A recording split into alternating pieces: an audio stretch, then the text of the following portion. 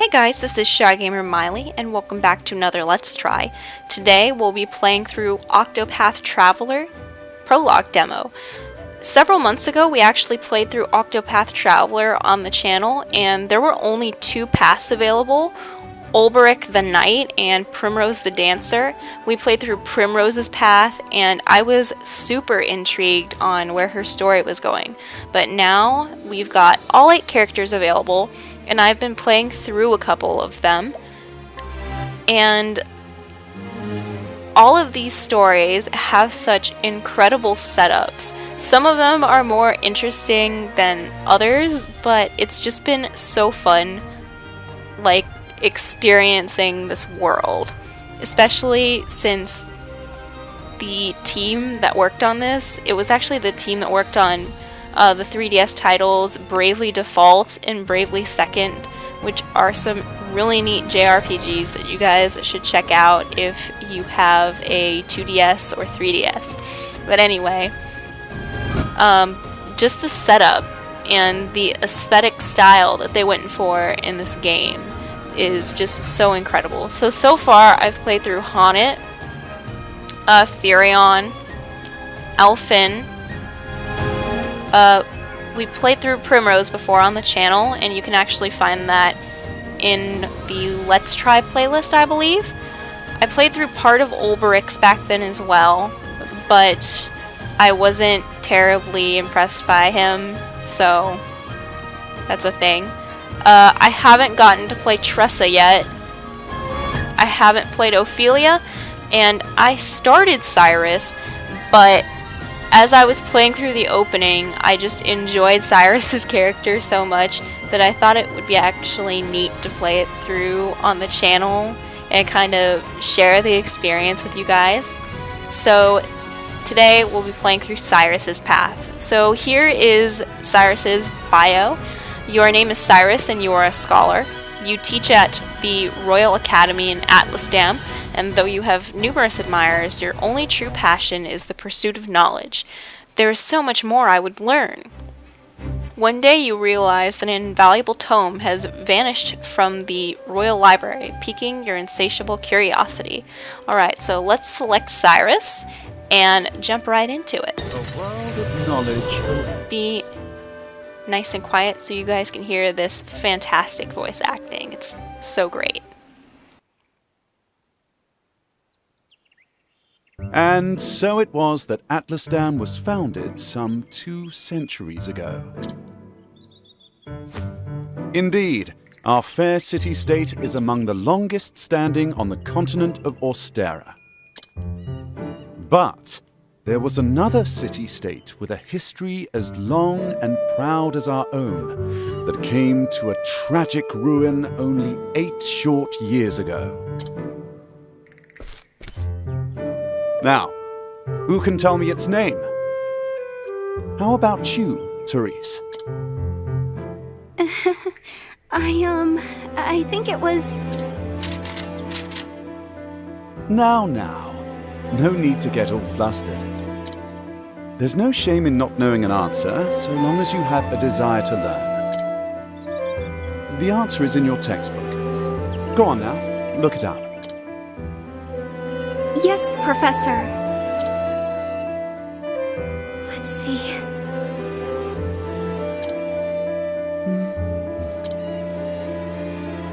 I believe it was Hornburg.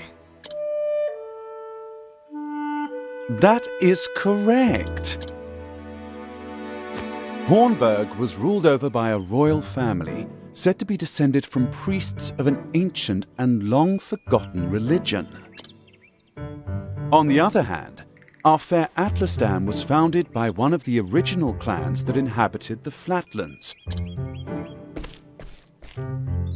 Who can tell me how many clans lived in the Flatlands at the time? Your Highness? The histories have it that 8 clans did live in the Flatlands in those days. Correct you are, Your Highness. It was a time of great strife here in the Flatlands as the 8 clans waged a long and bitter war. Change would come when the armies of Grandport invaded these lands some 2 centuries ago. At the time, the rulers of Grandport sought to exert their influence over territories inland. Ironically, this compelled the warring tribes to put aside their differences and unite against their common foe. Oh, but look at the time. We'll pick up where we left off next time. Don't forget to read chapters 3 and 4 before our next lecture. And be prepared to answer questions on any of the material within. Yes, Professor.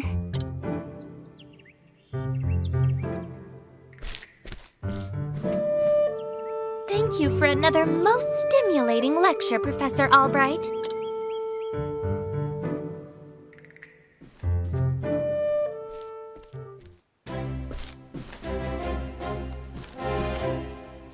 Hello? Ah, Professor Albright, Mercedes from the Royal Library came by with a message for you. Seems today's your lucky day. You've been granted permission to enter the special archives. Splendid! Splendid! Finally I can begin my research. The library is just outside the palace. I'd best make haste.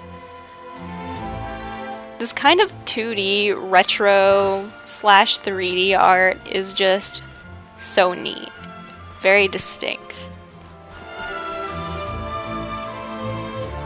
Now it's Therese.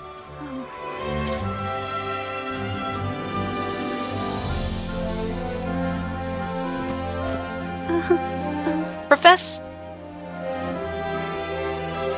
Albright. Professor Albright.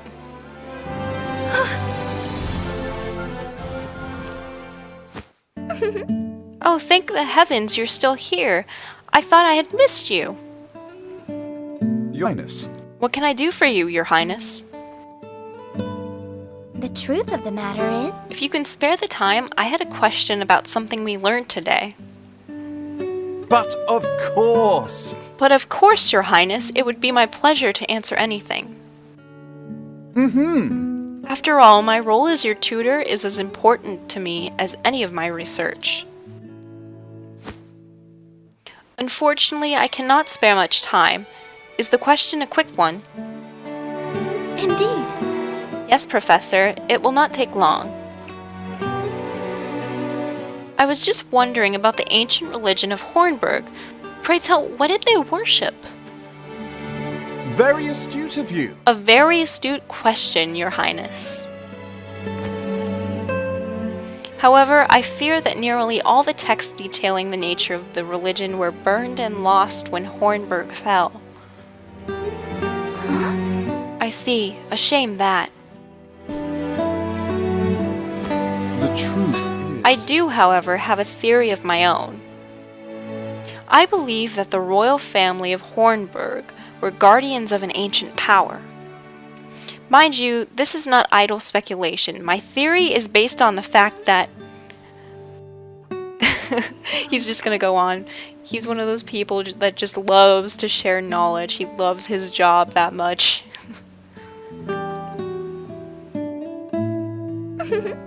Let us continue the discussion another time. My apologies for keeping you, Professor. With pleasure. No need for apologies, and it would be my pleasure, Your Highness. See, he's just a huge nerd. That such questions occur to you is a sign of a sharp and curious mind. I thank you. Your lectures on the history of the realm are most fascinating to me. For if I do not learn of our past, how can I hope to lead my people to a bright future? Indeed. A most admirable philosophy, Your Highness. That actually sounds like those who do not learn from the past are doomed to repeat it, by famous philosopher George Santayana. The people of this land are truly fortunate to be led by one of such wisdom and kindness, as I am truly fortunate to have the opportunity to serve in some small way. You You are far too kind, Professor Albright. I am proud to be your student. Ah, Oh dear, I'm running late. good day. Pray do not forget your assignment, Your Highness. Farewell. Of course, Professor.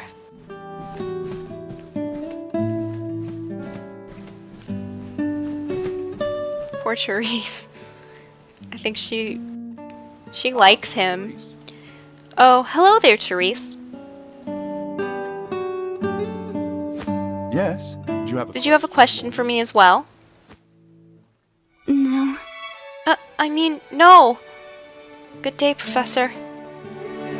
Poor girl, she probably has the biggest crush on him and he doesn't notice, and yeah. Tough luck. He just has his face buried in a book.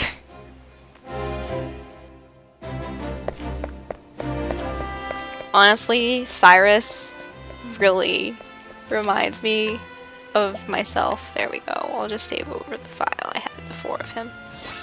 There we go.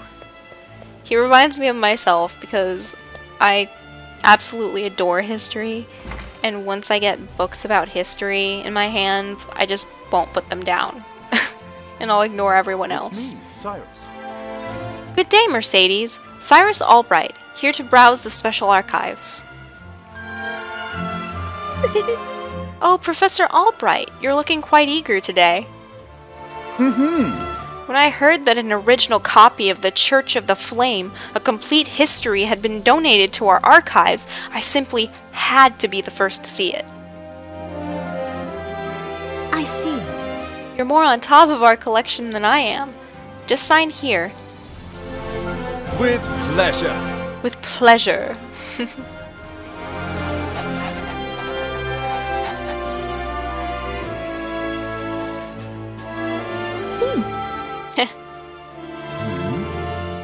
Is something amiss? Actually, For someone known as the most brilliant mind in the Royal Academy, when you talk about books, you're as giddy as a schoolboy.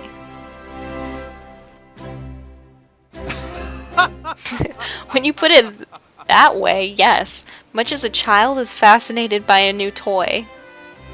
I am titillated by the prospect of acquiring new knowledge. I see. Right, the expression on your face says it all.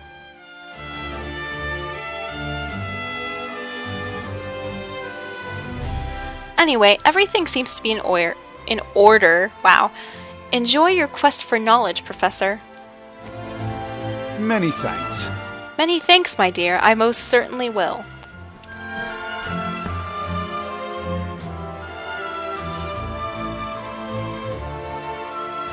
What have we here? How odd. The tome is nowhere to be found.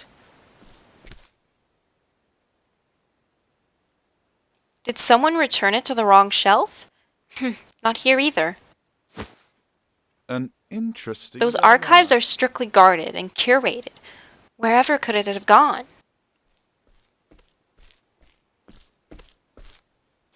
Professor Albright! Professor Albright, the headmaster, would see you at once. Of all the times to... Oh well. Might I ask of you a favor?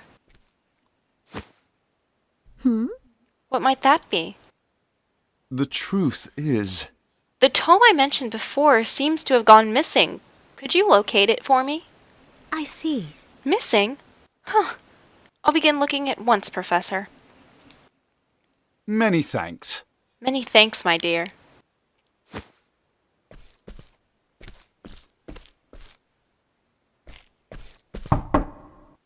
Cyrus Albright, by your request, sir. Do enter. The HD rumble when knocking and opening doors, I swear. So good. My apologies for summoning you on such short notice. How might I be of assistance, Headmaster? That treatise on arcane studies you published. What in the gods' names were you thinking? Sir? I do believe I made my hypothesis perfectly clear. I'm not talking about your hypothesis. You went out of your way to cite one of the texts in our special archives.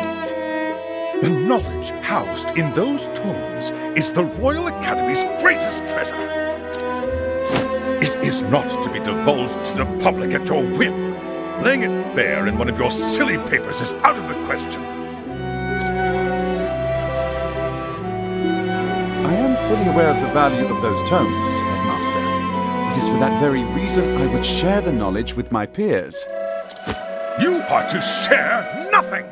That wisdom is for the Academy and the Academy alone! I have never heard of something like this happening in schools before.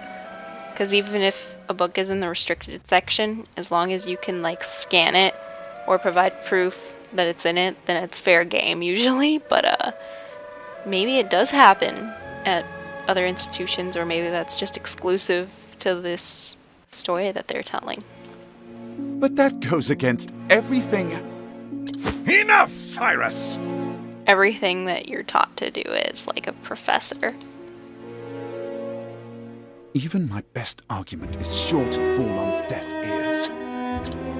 The headmaster sees knowledge as a metal or precious stone, something to be appreciated by its rightful owner alone. Knowledge is power, and power is to be hoarded.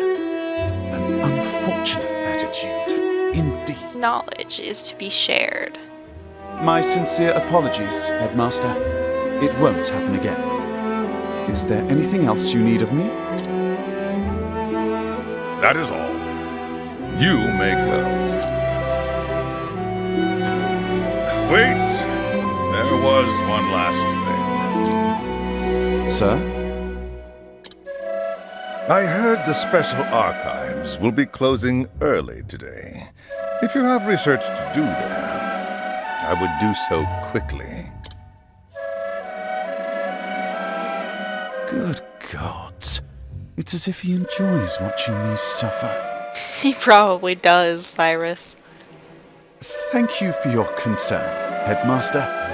In that case, I'll be on my way. Don't rock the boat. Just let things happen. Yeah, I understand that too. Excuse me. Oh no. Therese? What's the matter? Yes, what is it, Therese?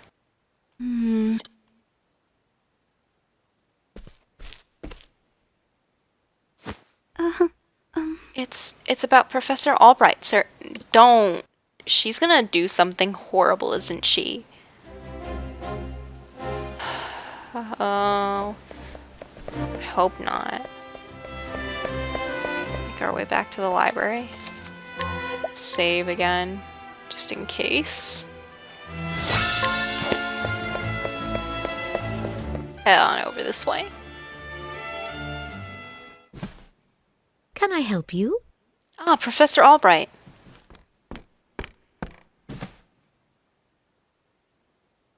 A moment of your time. Did you have any luck finding the tome? My apologies. I'm afraid not. Say it is not so. Well, this is most unfortunate. One might conclude that it had been stolen. Actually, Professor, taking books out from these archives is strictly forbidden. And as you know, the keys to the vault are entrusted to only a select few. It's true. Quite honestly, it would be easier to steal the crown off the king's head. Aho! Impregnable vaults, a disappearing tome. It would seem we have quite the mystery on our hands. And the mysteries of the world are meant to be solved. Or so the scholar in me says. Would you not agree? If it had been stolen, I would say it's a job for the city guard. But I can see you won't let go until you've cracked the case, as it were. Indeed! You could say that indeed. A habit I just can't seem to break. Once a puzzle is placed before me, I simply cannot rest until I've worked out a solution. This is giving me... Well, far be it from me to stand in your way. This is giving me a Sherlock Holmesy vibe. It must be tough being a genius. Leave it to me. I'll not deny it.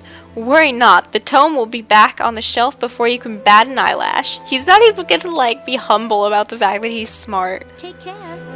Right, thanks. Best of luck in your search. Time to do some... And the game is afoot. That is definitely a Sherlock Holmesy vibe. Now, where to begin my search? I suppose I should inquire with Mercedes as to where the keys of the library are stored.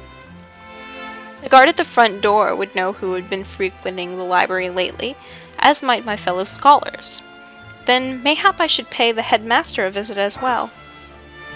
Okay, so these are path actions, and each character in this game can do one specific thing. And it looks like that Cyrus can ask people questions. So let's scrutinize. Let's see now. Of course I've got a key to the archives, and no, I wasn't sleeping. I was just resting my eyes is all. That's what I say when I'm trying to do something and I'm sleepy and I close my eyes and I'm sleeping. But I don't want to tell people that I've been sleeping because I want to seem more productive than I actually am. But even if I was sleeping, what would it matter? What kind of fool would bother stealing a worthless tome anyway? Wow. Most intriguing. I wasn't sleeping, I was just resting my eyes. Let's see now. Only Headmaster Yvonne and the guards stationed outside should have a key to the library archives. Most intriguing. But if he was resting his eyes, then someone could have, like, snuck in and taken it. Maybe they stole it from the headmaster. Let's see now. The key to the archives? Oh, I haven't got that. But I'm surprised someone stole a tome, considering what they're worth.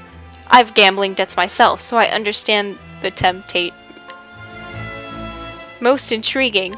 Are they... He knows the value of tomes and is burdened with debt to boot. They're not even being subtle about who's, probably the person who committed the crime.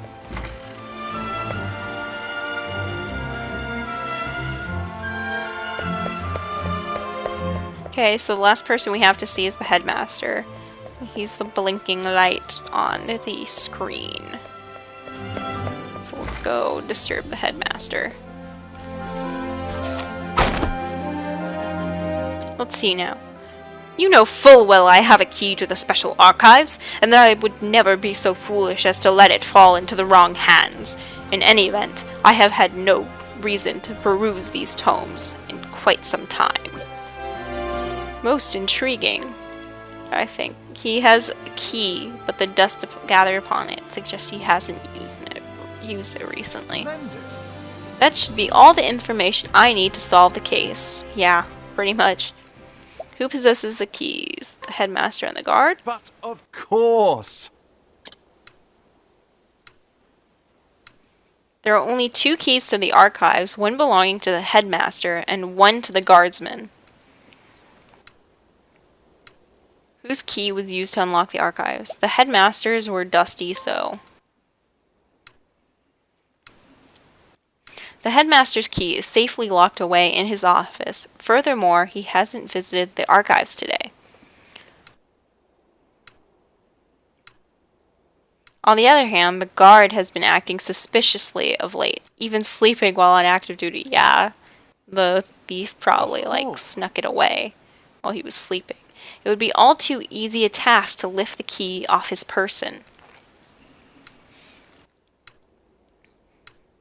So is it possible that the guard is our man? No. No, he would have no motive. The culprit must be someone who knows the true value of the tome. Which is to say, one of my colleagues. and most likely one who has accrued a frightful gambling debt. Which means that... Put it all together, and our villain is... Russell. Yes. Indubitably, that shifty scholar Russell. I dare say my logic is foolproof. Shall we begin? Now all that remains is to find our man and make him confess to the crime.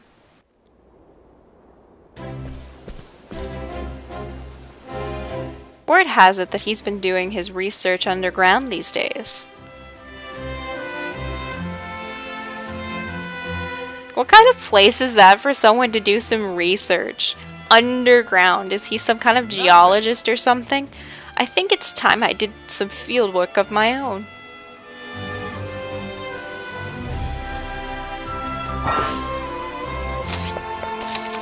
Yes, save often, I know. I've learned my lesson. Do you guys remember back in the day when we didn't have autosave and you went for long stretches without saving, and sometimes there was like a power outage or something, and you'd been working on a save for a really long time or grinding or something, then you lost all of your progress and you had a no moment. Can't we settle this like gentlemen?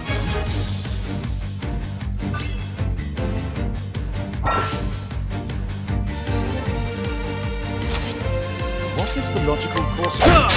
So basically, you build up points, Interesting dilemma. and each enemy has weaknesses or strengths. So when you build up points, you can actually use it to, like, basically stagger your foe and do more damage. And you can put points into a multiple attack or into making a magic spell stronger.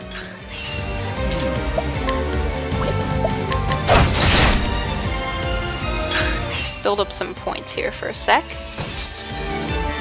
And just power straight up and go for it. There we go. Ends your lesson.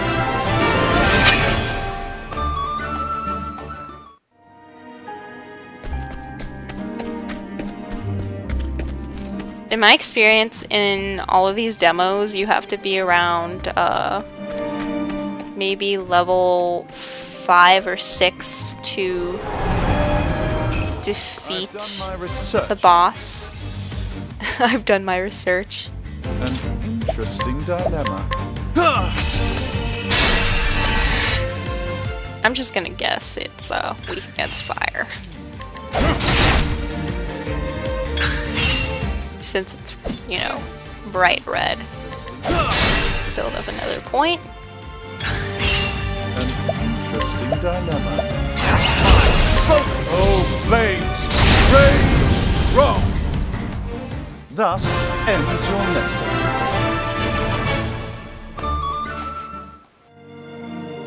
He just casually pulls a book out after destroying the enemy. Do some light reading.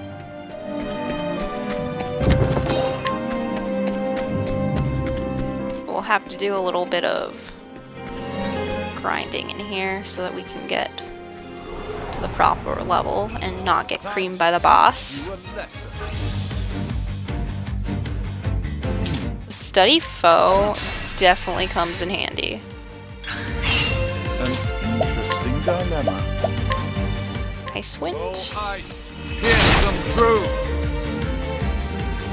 for funsies.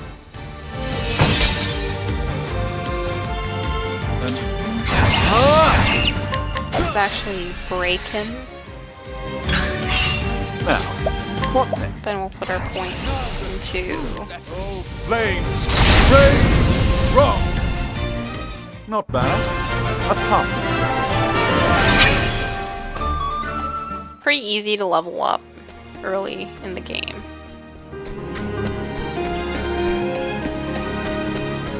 glad Square decided to go this way with this game, because lately they've been a bit off in terms of their releases. I know not everyone feels this way, but I wasn't exactly a huge fan of Final Fantasy 15. I think that the earlier Final Fantasy titles were much better.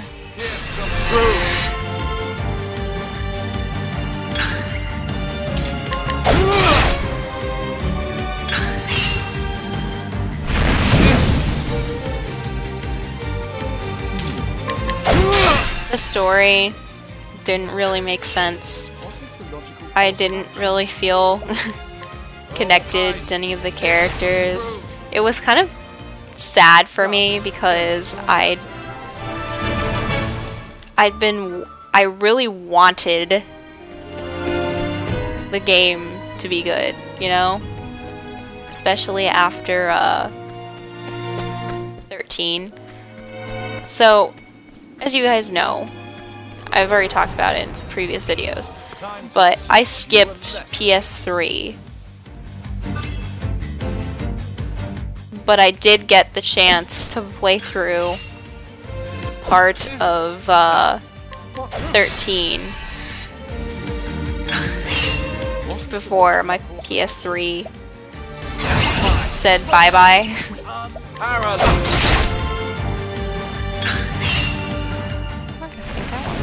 Yeah, I'll break him and then next turn I'll do something. So before my PS3 broke, I got the chance to play 13, and it was pretty bad. The thing is, a lot of 13, I felt like you needed a complex diagram to understand. They didn't really explain things, and if you wanted to understand things, then you had to go online and read some ridiculous lore tome.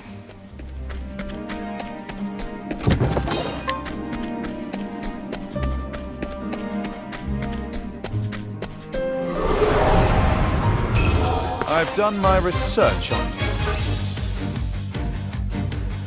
Now, what? And it's just 13 did a lot of telling instead of showing, and that's really a problem. And Octopath seems to be going in a better direction in terms of that, because like, even though Cyrus basically gave us an exposition dump at the start of this demo, it could be easily explained away because of the fact that he's a history professor, right?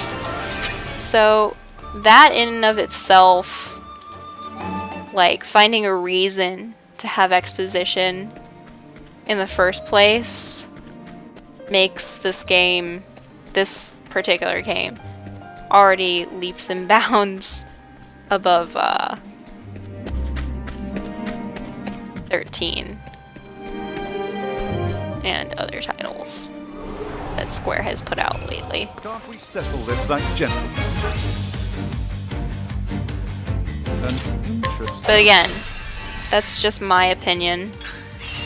What is the logical course of action?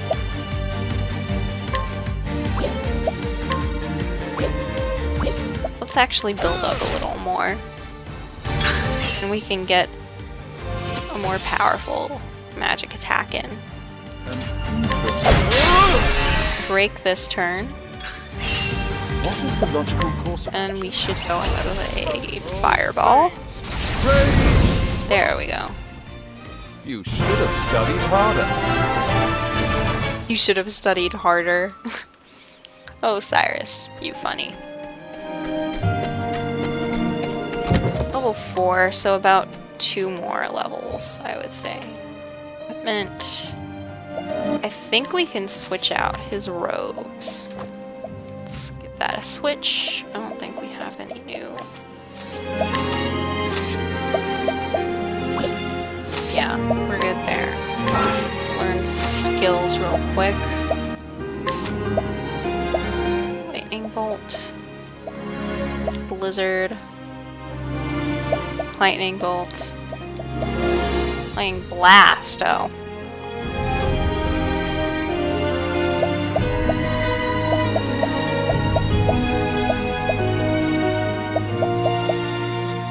His fighting style even matches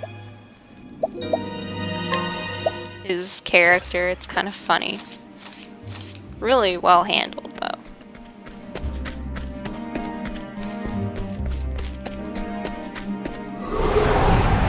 Octopath is like a return to just simpler things. Simpler RPGs. And I do like complicated RPGs, don't get me wrong. Because I really like Xenoblade Chronicles 2 that I played earlier this year. That one was just fun. But sometimes I just like things where I don't have to look things up in order to play them. What's this? What's this? I like the simplicity of everything. What's this? What's this?